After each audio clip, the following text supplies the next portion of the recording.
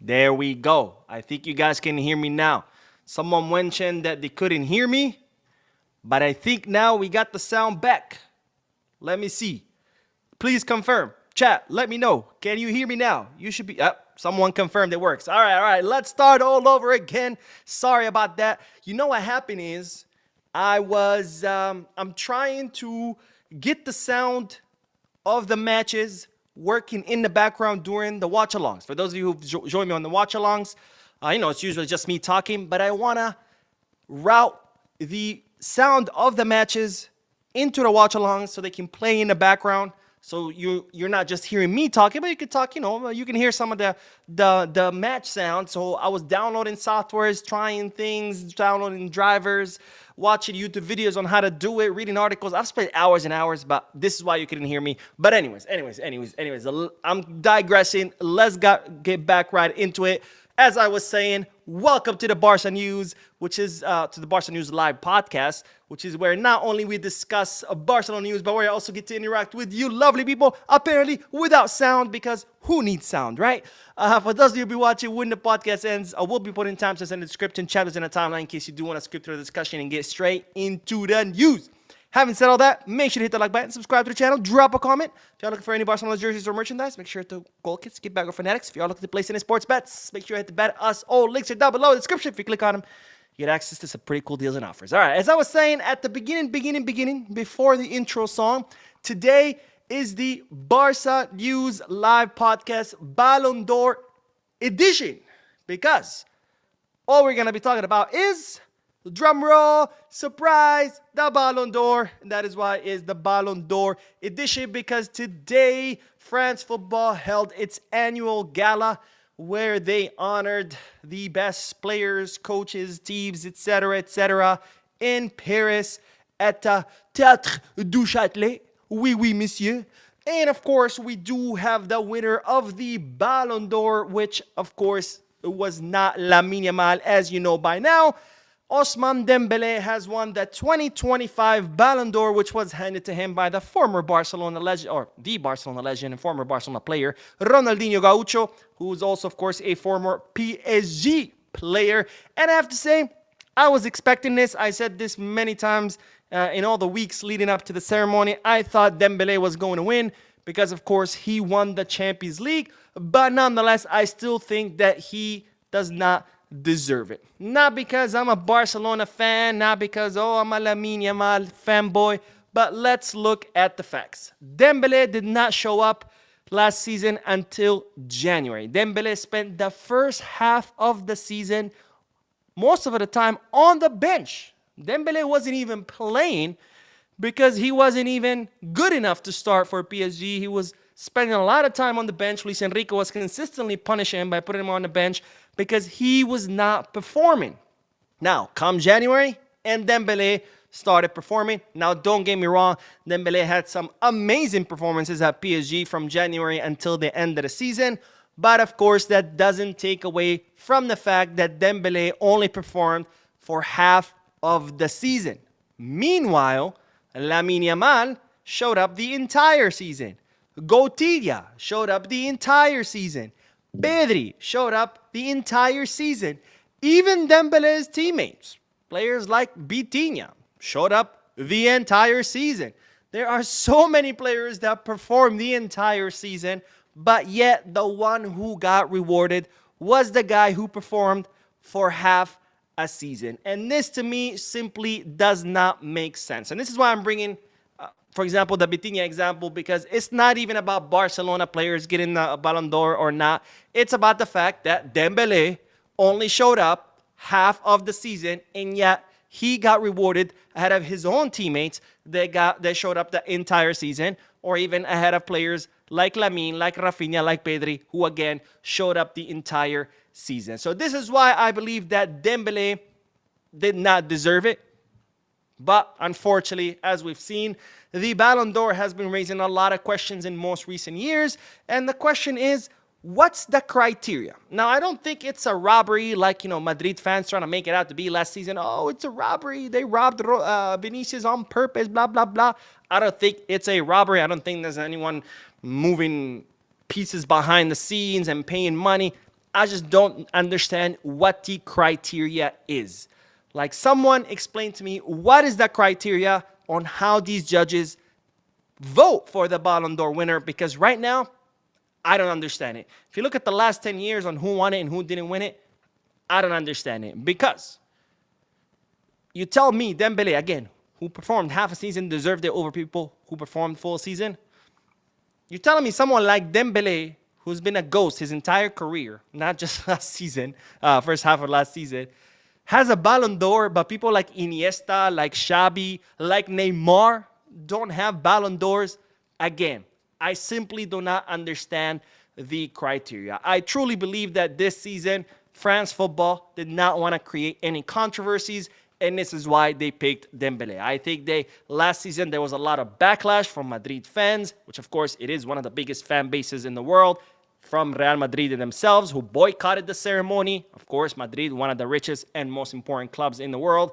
And I think this year, France football simply said, we don't want any controversy, so we're going to give it to the safe option. Because had they given it to Lamine Yamal, that also would have caused a lot of controversy, because of course the two biggest fan bases in the world are Barcelona and Madrid would have thrown another tantrum, and there would have been even more controversy. So I think this time they gave it to Dembele because it's the safe choice, right? Nobody cares if a PSG player wins it or not, but if it's, if it's a Real Madrid player or Barcelona player, that's a little bit more controversial.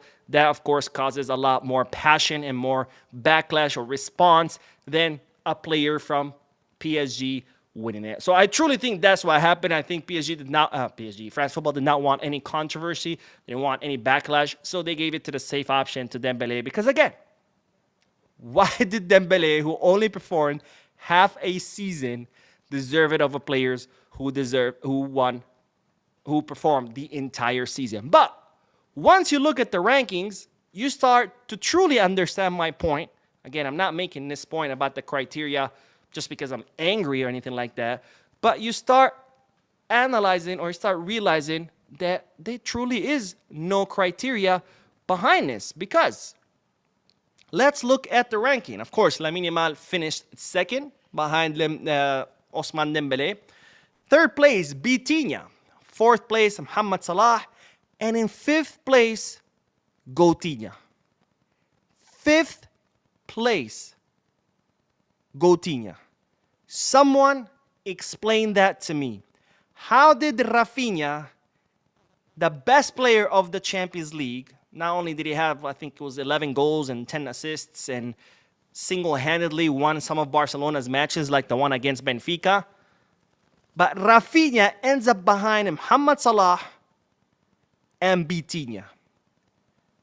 Someone explain that to me, because I don't understand it. And again, this reinforces the fact that, or the point that I just made, that I truly don't think there's any kind of criteria on judging who should win these awards from the judges. I think the judges just vote. Some of them vote because they like someone. Some of them vote because maybe they don't know who to vote, so they just pick randomly. I truly don't think there's any kind of criteria here, because I don't understand how Coutinho ended up fifth.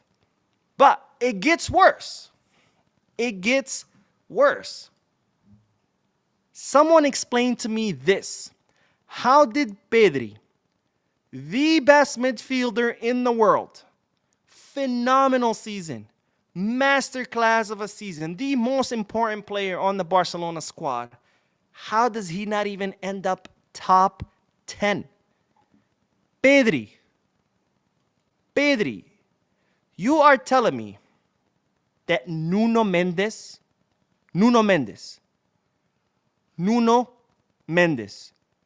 is better than Pedri? Cole Palmer, who won a friendly trophy during the summer, you're telling me he's better than Pedri? Mbappe, the guy who didn't win shit, the guy who also spent the first half of the season completely ghost like his former teammate, like his French teammate, Dembele, deserves a higher ranking than Pedri? Ashraf Hakimi, don't get me wrong, great fullback. You're telling me he contributes more to his squad than Pedri does, the brain of the operations at Barcelona, this to me makes absolutely no sense. And again, it reinforces the point that these awards have absolutely no freaking criteria. People are just voting. They're like, eh. Now, explain to me this one. You ready? Vinicius Jr. ahead of Robert Lewandowski. Vinicius Jr. ahead of Robert Lewandowski.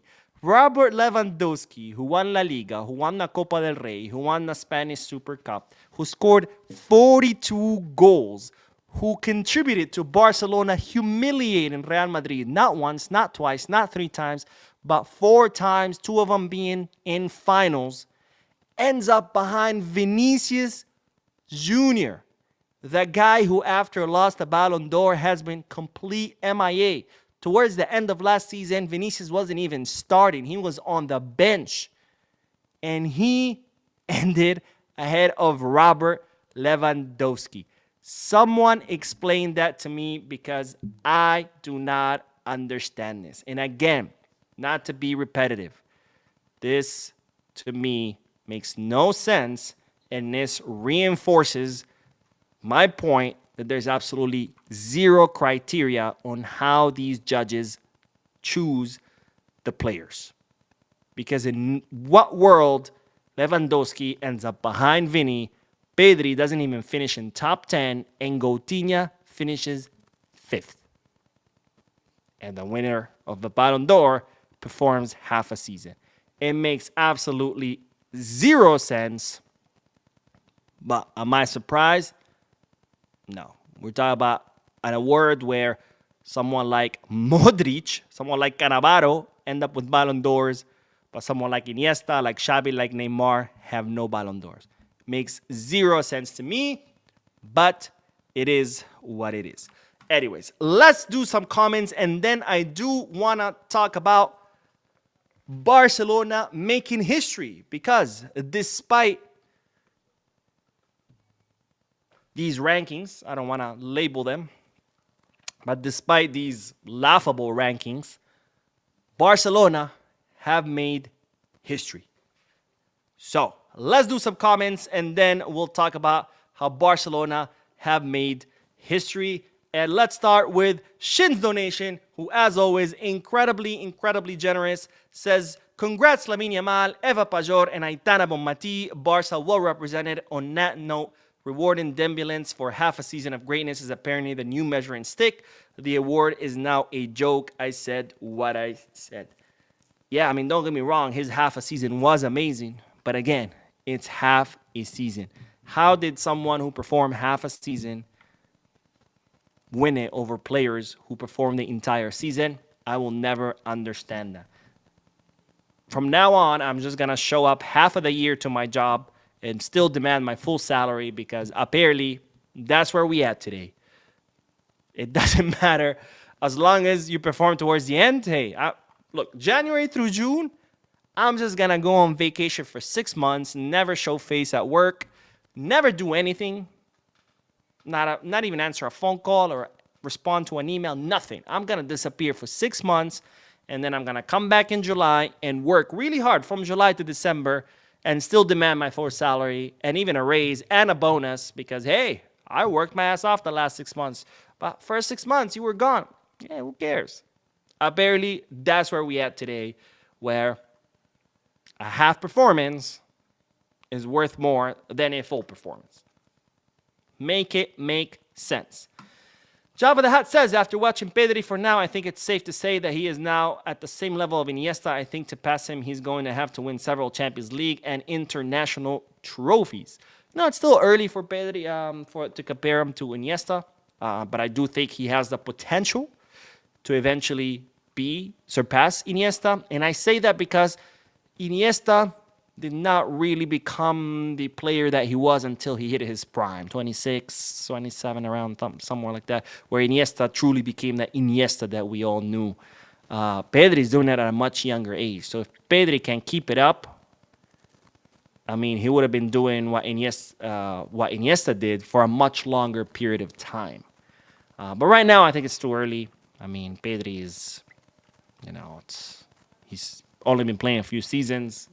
Iniesta's already retired, so it's a little bit too early.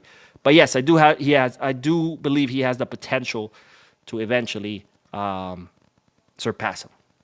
Lionel Lawson says, yes, I can hear you. Oh, okay, yeah. These are people confirming that they could hear me. Marcus says, hey, Big Mo, I'm following live from Fargo, North Dakota. Vizca Barca. Vizca Barca, my friend. Thank you for joining the podcast. And Mike Valencia says, I'm not sure how the rankings were done, Mo. Like how Lewa 17th and Pedri not even top 10. They should have switched his place with Vitinha. I don't understand it either. Again, I want to know what is the criteria here. Like, what are these judges looking at? Is there like is there categories? Are there like point system where if a player checks off a box, he gets the point for that box, and if he doesn't, obviously he doesn't get those points. And then at the end of the full list, they add up all the boxes that he did check off for a total score. I want to know, because right now, and honestly, it seems like there's no criteria. It's kind of like, what do you think? You know what? This guy, fuck it. Right? It's like, I don't think there's any criteria, because this does not make sense to me. And honestly, if you can make any sense of it, if someone wants to explain, I'm being honest, by the way. I'm not being sarcastic. If you're watching and you know why it ended up this way, please, I'm all ears. Explain it to me. Drop it in the comment. Drop it in the chat section. I've learned so much doing these videos and these podcasts from people commenting and telling me things I didn't know. Or pointing. So please, if you know how these rankings ended up the way they ended up, please, I'm all ears. Explain it to me. Make it make sense, because I'm truly curious. Mantamanta says, Yamal won the Copa Trophy. What does that trophy mean? We'll talk about it in a little bit. Don't worry. Romain says, biases aside, Pedri not making the top 10 is crazy. Mo Salah beating Raf is a joke. 100%. Again, I think any objective fan could agree that Pedri should at least be in the top 10. Like, I get it, Barca fan. This is a Barca channel. So it's easy to just dismiss me, be like, this guy is just a Barca fan who's angry or who's mad or who's butthurt that Lamine didn't win. But you're telling me there's an objective football fan would not think that Pedri should be in the top 10 at least? Lewy behind Vinny? We're talking about Vinny from last season, not the one from before. From last season. The guy who just went MIA after he lost the Ballon d'Or. Mo Salah ahead of Rafinha? Again, please, make it make sense. Raul says, hello, Mo. It is morning here in Nigeria. Congrats to all the winners in the FIFA Gala. Keep up the good work, and God bless Vizca Barca. Thank you, my friend. It's actually not a FIFA Gala. It's a France football gala. It's not organized or held by FIFA. It's held by a football magazine called France Football. Paul Diaz says, hey, Mo, do you think Lionel Messi will ever give the Ballon d'Or to Lamine Yamal? Why would he do that? Because I don't think you can. I mean, yeah, technically you could go into your cabinet and be like, here. But, I mean, that's still someone else's trophy that they're giving to you. This is kind of like someone who won the World Cup and has the little star on the crest giving you their jersey. Be like, here, does that mean you won the World Cup? No, they did. It doesn't, like, why would he? And even if he did, like, why? How would that make any difference? But anyways, let's get back to the news. Let's get back to the topic at hand, the Ballon d'Or. Because even though Lamine Yamal lost the Ballon d'Or, and even though it's Dembele who won, Barcelona were still able to make history. And here is why, and this is truly what we should be celebrating, despite, of course, these rankings making no sense. At the end of the day, we have to look at the positive, and the positive is that Barcelona did make history. It's starting, of course, with Lamine Yamal winning the Copa Trophy. Now, someone asked, what is the Copa Trophy? Well, the Copa Trophy is the trophy given to the best player under 21. So it's kind of like the Ballon d'Or for players who are younger than 21. Now, you might say, how is this history, Mo? How is winning that Copa Trophy history? I'll tell you why. because Lamine Yamal has become the first player in history to win the Copa Trophy twice. And that's actually 2 records. Ooh, look at the balloons. Hey, my computer knows that we're celebrating. Not only has he won it twice because he won it last year in 2024, but of course, that's the second record because he's also won it back to back, right? So even if maybe somewhere in the future wins it twice, I mean, might still have the record of back to back, right? Because someone might win it one year and then maybe go another year without winning it and then win it another year, right? So despite, again, Lamine not winning the Ballon d'Or, he continues to make history as he has won the Copa Trophy for a second year in a row. And again, first player to do this in history. So congratulations to Lamine Yamal and congratulations to Barcelona for continuing to make history despite those rankings who absolutely made no sense. Now, I do have to talk about Lamine Yamal in regards to the Ballon d'Or, not the Copa Trophy, because, we're here complaining about, Dembele winning it. But at the end of the day, I'm not super mad. I think I'm more mad about Pedri ending up 11th and Coutinho ended up 5th than I am about Lamine not winning the Ballon d'Or. Because even though I don't believe that Dembele deserves the Ballon d'Or, at the end of the day, I think Lamine Yamal is going to win the Ballon d'Or. And I would even wager that Lamine Yamal is going to win the Ballon d'Or more than once. Because let's not forget, the Ballon d'Or was based on last season's performance. And last season, Lamine Yamal was 17 years old. He was a child. And yet, despite being 17, despite being a child, he has finished second. That in itself is historic because not even Messi nor Ronaldo were at that level when they were 17 years old. And we're already seeing that Lamine now at 18 is having a better season than last. Of course, makes total sense because Lamine is nowhere near his prime. Players don't hit their prime until they're maybe 24, 25 years old. And until they hit their prime, every year they keep getting better and better and better. So if Lamine Yamal at 17 years old, which from 17 to later, that's going to be his worst season because, again, he's only going to keep getting better and better and better. So if Lamine Yamal at his worst season finished second, can you imagine after this season where he's already performing better? What about next one where he's going to even be better? Or next one, or next one, or next one for the next 7, 8 years. And then in 7, 8 years, Lamine Yamal will barely be hitting his prime. And of course, as you know, prime years are the best years. So if the next 7, 8 years are going to be much better than last season where Lamine finished second, can you imagine what the next 7, 8 years is going to be? And on top of that, can you imagine once he does hit his prime in 7 to 8 years?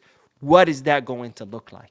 So yes, Lamine Yamal did not win today, but make no mistake, Lamine Yamal is the best player in the world. He's only going to keep getting better and better. And I have no doubt that not only will Lamine Yamal win the Ballon d'Or, but that he's going to win several of them throughout his career. And again, despite not winning it today, he still made history by being the first player to win the Copa Trophy twice and to win it back to back. But that's not all. Actually, before we move on, I do want to look at the rankings because this is how the Copa Trophy rankings ended up. Lamine Yamal number 1, Desiree Doué number 2, João Neves number 3, Esteban number 4.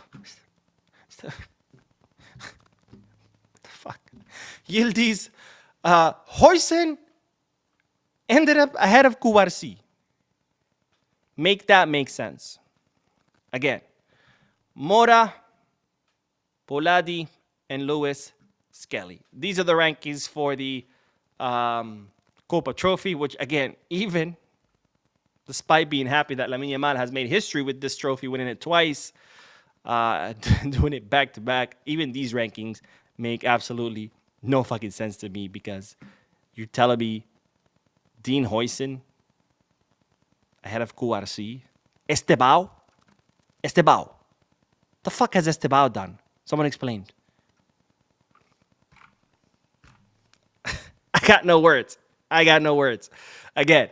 But like I said, let's not, ruin a night where Barcelona still made history because at the end of the day, Lamine has won 2 Copa trophies. The only player in history to do that.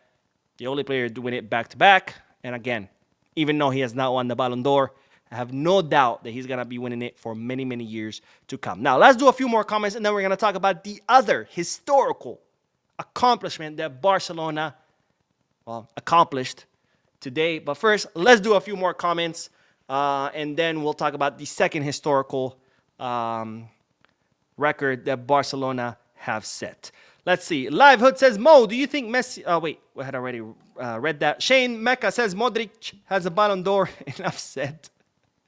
I mean, don't get me wrong. Great midfielder. But did he really deserve it that year? That's another question. Plus, what was that year where Messi was set to win the Ballon d'Or? And then Plater, the FIFA president, came out and made some statements about how Ronaldo this, Ronaldo that. So then they extended the voting days. And then Ronaldo ended up winning it. Again. Sue says they forgot that PSG got lucky because they ended 22nd in the Champions League ranking. Ballon d'Or is a joke. And Shane Mecca says, where is Koundé? I don't think Koundé was nominated. I don't think he was. By the way, Dembele has never been nominated till this year. Dembele, who came to Barcelona for 130 million euros, spent five or six seasons injured, never nominated for the Ballon d'Or, performs for half a season, and wins the Ballon d'Or. It's crazy, man. Curious Jorge says, I feel like Barca votes were all split and cost Pedri and Rafa. Only way I can make sense of the rankings. So, I'm trying to think who votes for rankings. Because I know the Ballon d'Or winner is chosen by a jury of 100 journalists. I think so, if I'm not mistaken. I don't know about the rest of the rankings. But again, what's the criteria here? What is the criteria? Curtis says, this is robbery. Look, when Rafinha was placed, Ballon d'Or should now be UCL Champions League Ballon. Yeah, absolutely. I mean, they literally just gave all the awards to PSG because they won the Champions. They gave Luis Enrique best coach. They gave them the best men's team. They gave Dembele the Ballon d'Or. The only award they didn't win was the Copa. But yeah, pretty much. And that's because, again, Doué didn't really start shining until towards the end. Anyways, Shai Mecca says, Barca is the best sporting institution. Laporta always says this. Amen, my friend. Suf says, oh wait, Suf is talking to someone, not me. Life Food Official says, Mo, let's stop crying and focus on football and get 5-0. I'm not crying, man. I'm just like discussing a legit point. I mean, apparently we're not even allowed to say anything because it's crying. Costadin says, Coutinho and Pedri robbed outside of FCB. Van Dijk was also feed over. Dorian says, although Lamine didn't win, the fact that Lamine showed up and congratulated Dembele shows that an 18-year-old has more maturity than the entire club of Madrid and its fan base, and more class. Let's not forget that, because yes, Madrid, when they found out that Vini wasn't going to win, they completely boycotted the ceremony and refused to go, despite having won other categories. Ancelotti, I think he won best coach, if I'm not mistaken. Madrid had won the best men's club. So despite winning, they still boycotted the entire ceremony because Vinicius hadn't won. I mean, talk about a classless club. But anyways, let's continue talking, because Lamine Yamal winning the Copa trophy, being the first player in history to win the Copa trophy back-to-back and twice.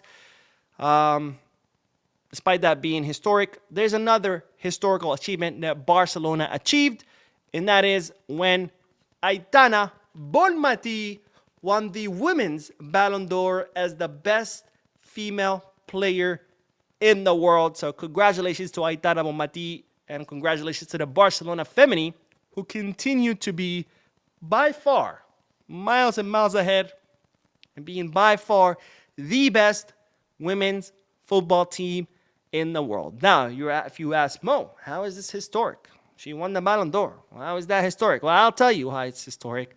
Because Aitana Bonmatí has become the first female player to win the Ballon d'Or 3 times, and to do so 3 times in a row. Talk about a hat trick of Ballon d'Ors for Aitana Bonmati. By the way, here's another cool fact on why we should be celebrating despite Dembele winning it, and undeservedly so. Here's another fact why we should be celebrating, because not only did Bonmati win the Ballon d'Or, and not only has she won it 3 times in a row, but in the last 5 years, 5 editions of the Ballon d'Or, it's been given to a Barcelona player. 2021, Alexia Putellas. 2022, Alexia Putellas. 2023, Aitana Bonmati. 2024, Aitana Bonmati. 2025, Aitana Bonmati. Barcelona winning the Women's Ballon d'Or 5 seasons in a row, and Aitana Bonmati winning it for 3 years in a row. That is absolutely historic, and it should be celebrated as such, the same way we should be celebrating that Lamine Yamal winning 2 Copa trophies and becoming the first player to do that in history. But that's not all. There's more reason to celebrate. Yes, there's more reason to celebrate despite Dembele, again, undeservedly winning the Ballon d'Or. And that is that Vicky Lopez, she has won the Women's Copa trophy for, again, the best female player under 21. So that's 3 out of the 4. You know, those are usually the biggest. Of course, it's other words, the Gerd Muller for the best striker, who Jokeres won. There's the Johan Cruyff Award, which is given to the best coach. Luis Enrique, he won it ahead of Hansi Flick, even though I believe that Hansi Flick should have won it, not because I'm biased as a Barcelona fan, but what Flick was able to do during his first season with no budget, no signings, it deserves an award. Now, don't get me wrong. What Luis Enrique has done with PSG is also amazing. I love Luis Enrique. Great, amazing coach. But this was Luis Enrique's second season with an unlimited budget in a league where he had already won it by March. So all he had to do was just focus on the Champions League. Meanwhile, again, Flick, first season, no budget, no money, no signings, nothing. Had to fight for La Liga until the end, like 2 weeks before the season ended. Copa del Rey until the end of April. I mean, I don't know. I think that deserves more credit, but nonetheless, congratulations to Luis Enrique. But usually the 4 biggest categories are, of course, a 2 Ballon d'Or, men and women, and a 2 Copa trophies, men and women.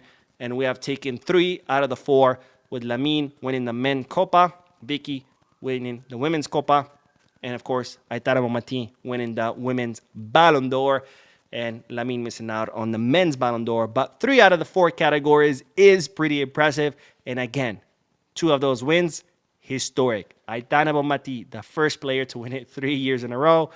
Lamine, the first player to win the Copa trophy twice and 2 years in a row. And again, the last 5 years, Ballon d'Or winners, women's Ballon d'Or winner, have been Barcelona players.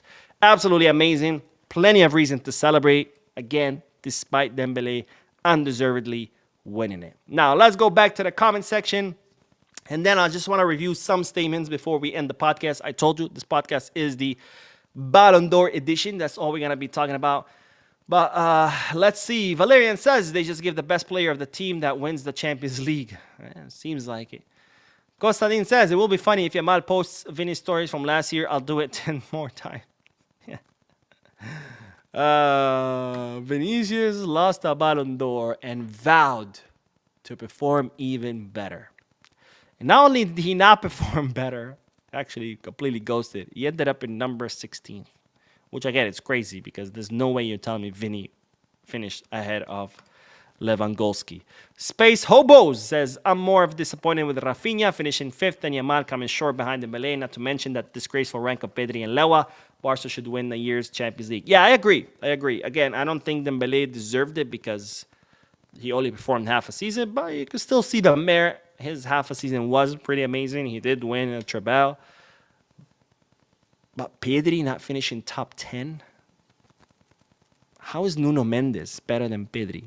If someone can point to me one thing, just one thing that Nuno Mendes is better at than Pedri, I'm all ears. Rafinha behind Mo Salah, and I love Mo Salah, by the way. Behind Vitinha. Lewy behind Vini. That to me is way bigger, more egregious than Dembele winning the Ballon d'Or. Let's see. Mike Palencia says, wait, does this mean Barca has to pay Dortmund a fee for Dembele winning the Ballon d'Or? There could be. Knowing, depends on how the clause was written, like how long it was. But maybe. I wouldn't be surprised. I mean, those contracts that Bartomeu used to sign, we're still paying things. Brian says, Mo, what he meant was how cool it would be if Messi were to be the one to have. Okay. I thought, like, give him a copy. Like, here's my Ballon d'Or from, I don't know, 2018 or something. It's like, well, 2018 it was Modric. What year Messi won it? 23? Is that the last year? Yeah, because 24 was Rodri. 2023 was Messi, right? Okay, but this makes more sense. Thank you for the clarification. Because, yeah, that didn't make sense. Like, Messi just opening his cabinet and be like, here's a Ballon d'Or. And it's like, what am I going to do with this, bro? I didn't win this. Okay, that makes more sense. But, yeah, that would be cool if Messi hands the Ballon d'Or to Lamine Yamal. Kostadin says, yeah, I didn't know you can win it twice. I thought you are ineligible if you win it once. I think that's with the Golden Boy. I think that the Golden Boy is where you can't win it 2 years in a row. Let's see. The Golden Boy is a different magazine. It's an Italian one. What is it called? Tutto Sport? I think it's Tutto Sport, the Golden Boy. Yeah, Jaeger says, I think the last question is referring to how Ronaldinho gave that award today. Okay, yeah. We clarified that. Hamad El-Zeki says, Ballon d'Or results angered many Barca players. That should motivate them to beat the shit out of PSG. Yeah, that's a good way to look at it. I like that. Hopefully Rafinha will take some revenge for his son, getting snubbed at Disneyland Paris. And Lamine Yamal hopefully will be healthy by then, and he'll want revenge for Ballon d'Or, and then the two of them can put out a show. And not to mention Pedri, who's like, really, guys, 11th? I mean, I'm not saying, Pedri's probably thinking, I'm not saying I should win the Ballon d'Or, but 11th? Suf says, Madrid podcasters talking about Dembele beat Lamine, forgetting he won the Copa Trophy twice in a row, an 18-year-old competing with a 28-year-old for the Ballon d'Or. The problem with Madridistas why they're celebrating this is because they know. They know what's going to happen. They know they have many years of pain coming ahead of them. They know Lamine is going to humiliate their team time and time again over the next 15 years. They know that Lamine is going to be winning these trophies for many years to come. They know. And that's why they care. Because they know what's coming. Right? When Modric won, as a Barcelona fan, I didn't really care because congrats. Next year, no one's even going to remember you won it. But with Lamine, they know. So this is why they're celebrating, because they know what's coming. Captain says they didn't play 22nd. That was Man City. And one more. The Anonymous says Lamine will make history at first player to win both Copa Awards and Ballon d'Or because he is unstoppable and remains the best. Amen, my friend. And Shin says, I don't have any stink eye towards Enrique winning Coach of the Year. Would I have liked Flick winning? Yes, but I can't deny a coach winning a club their first ever Champions League deserves it. Yeah, of course. I'm not saying Luis Enrique doesn't, but I think, I don't know, what Flick did with Barca, I think deserves a little bit more credit. Just given, again, the limited resources, no signings, his first season. And especially when you take a look into the season before, right? Season before, we end up completely trophyless. And we go from trophyless, we go from getting thrashed by teams like Madrid, Athletic Club de Bilbao, Girona. Girona thrashed us twice. You guys remember that? Villarreal scored 5 against us. So we go from being PSG, right? We go from getting thrashed left and right, trophyless, and with the same exact squad. During his first season, Flick goes on to win La Liga, Copa del Rey, Spanish Super Cup. The team goes from being a team that was getting thrashed by everybody to thrashing everybody. We went from losing to Madrid, getting thrashed by Madrid, to thrashing Madrid.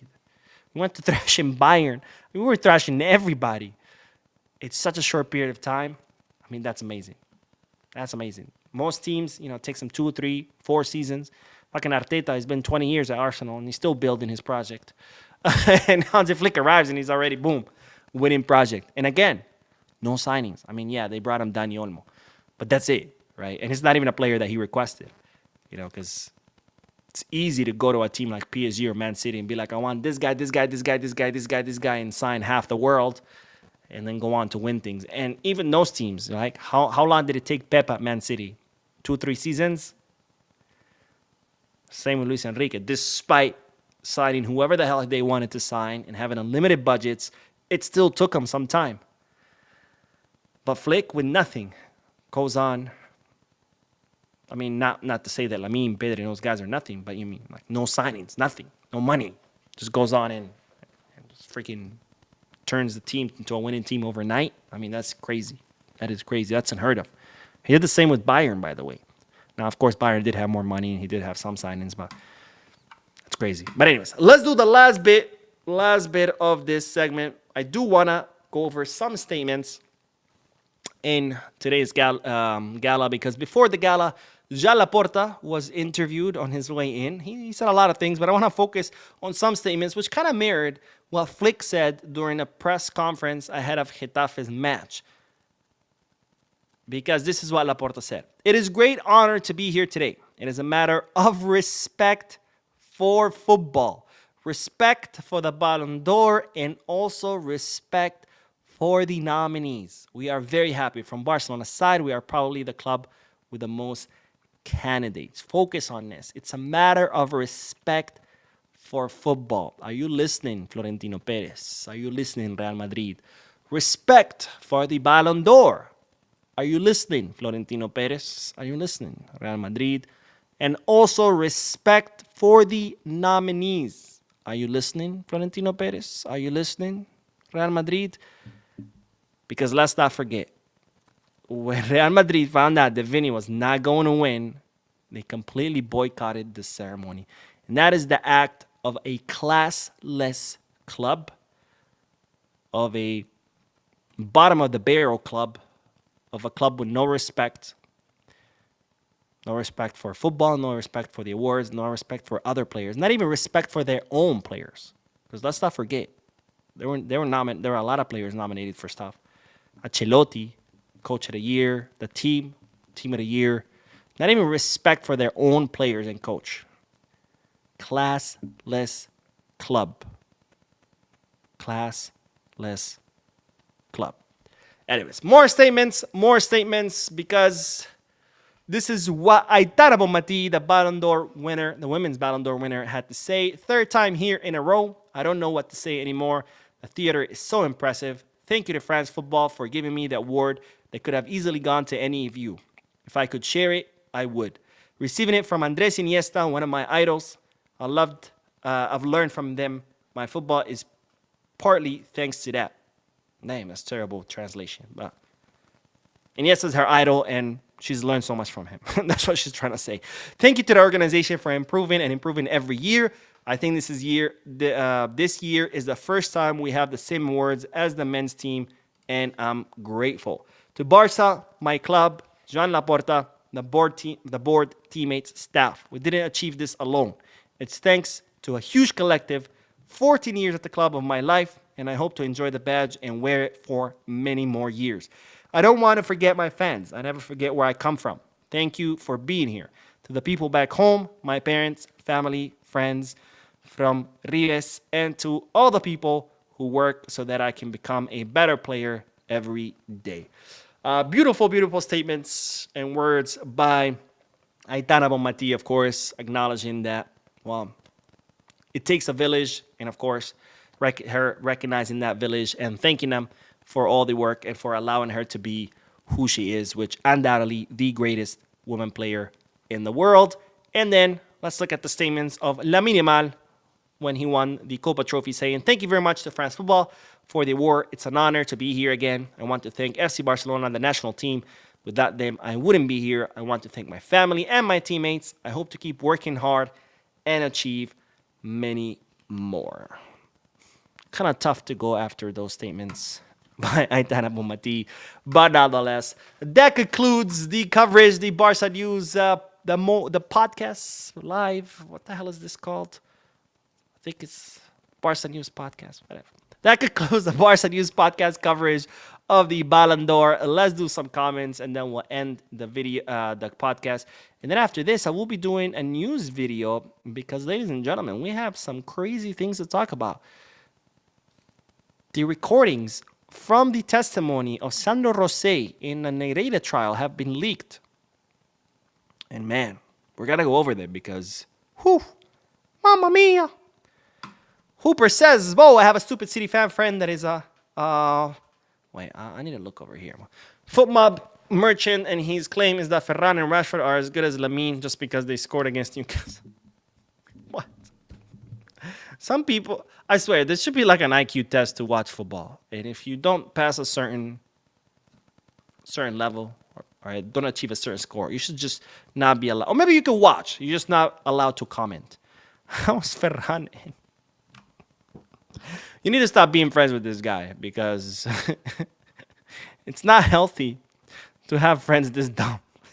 It really isn't. Because, they might...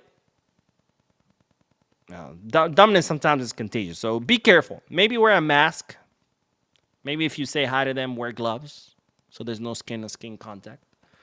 I don't know. But I feel like it's dangerous being this dumb. So be careful. Don't let him drive. Don't let him operate heavy machinery around you. Because, like I said, it's pretty dangerous being this dumb. Lifehood says, let's be real. If Barca didn't fumble in November and December, Barca would have won the league in February or March, which would give us more. I don't know about February or March. Maybe April. February and March, I don't know about that. Because it's not the league where, literally PSG was like, by the time the season begins, they already won it. But, mathematically speaking, by March. Sometimes, I think I even one time saw end of February, they had already won it. It's disgusting. What a joke of a league there is. Dorian says, Mo, Mendes is better than Pedri at speaking Portuguese. Hey, you never know. Pedri might know Portuguese.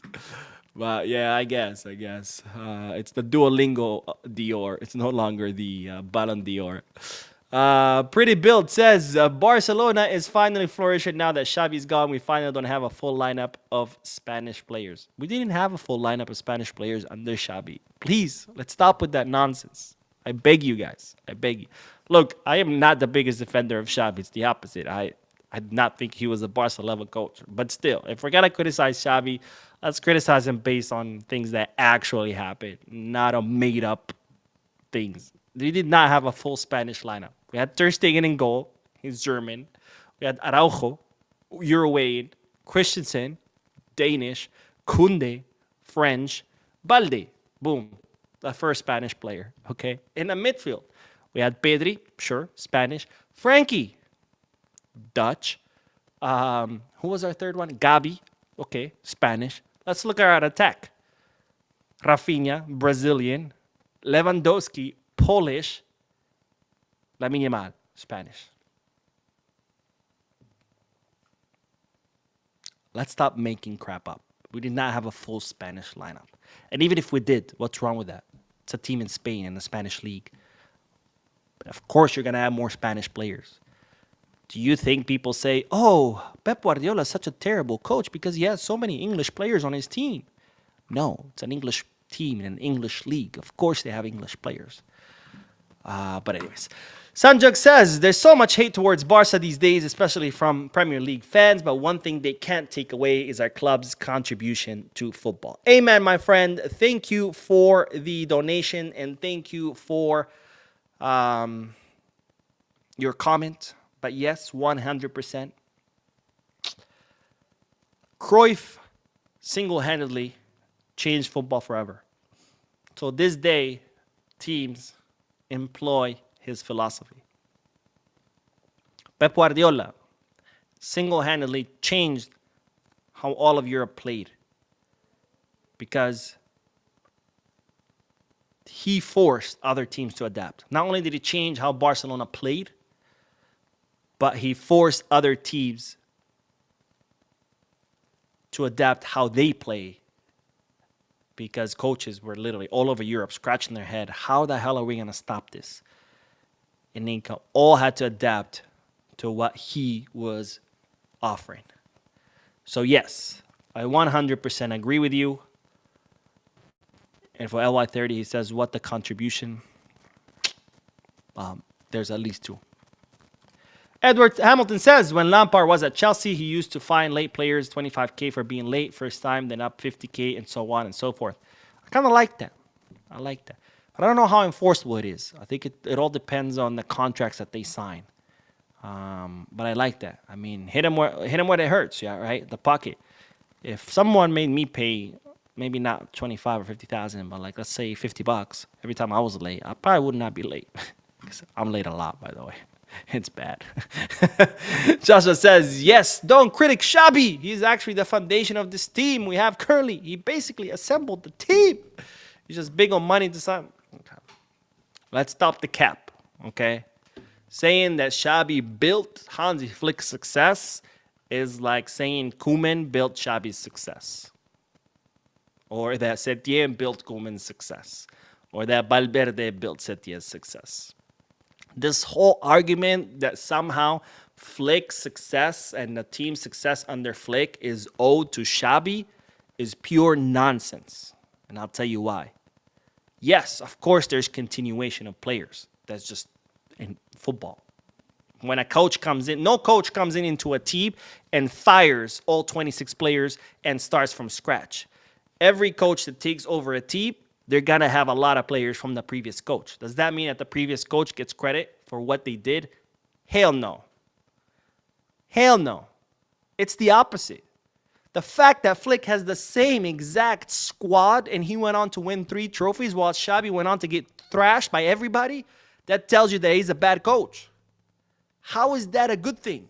Oh, he built the team. And what the fuck did he do with it? Nothing. How are we still making this silly-ass point? How? Someone explain that to me. How can you justify that 2 coaches having the same exact squad, one succeeds and one fails, and somehow that's a bonus, a positive point for the one that failed? How? This is like the Ballon d'Or all over again. This is like me trying to figure out how Pedri is 11 and not top 10. Literally. Explain the logic to me. What am I missing here? When you have the same exact squad, 2 coaches, one succeeds and one fails, and somehow that means that the one who failed is good. Explain that to me. Explain that to me. It's like Formula 1, right? You have the same 2 exact cars, but one teammate wins and the other one doesn't, and that means that the one that doesn't is a great driver. Someone please explain this to me, because I don't get it. I've seen this point a million times. Until this day, I'm like, what? So if you want to explain how that makes him a good manager, the fact that he failed with the same exact squad that Flick succeeded with, please explain that to me, because I would love to know. Zeke says, Mo, hope you're doing good, my friend. I miss Barca celebrating the Champions League win. I hope this year is our year again. I hope so too, my friends. I hope so too. I think we have a great squad that's capable of competing. And, you know. Let's see. Just ignore this guy, LY30. Poor guy. I mean, he has to come to a Barca channel to talk crap about Barca. That's how you know that Barca lives rent-free in his head. So, why even bother? He already has enough on his plate. He has to watch Barca succeed. God bless him. Let's see. Let's do a couple more comments, and then we'll end. Oh my God, this guy is spamming. Actually, let me block this. There we go. I blocked it because he's just spamming. Okay. Where did we leave off before this guy was just spamming and spamming and spamming?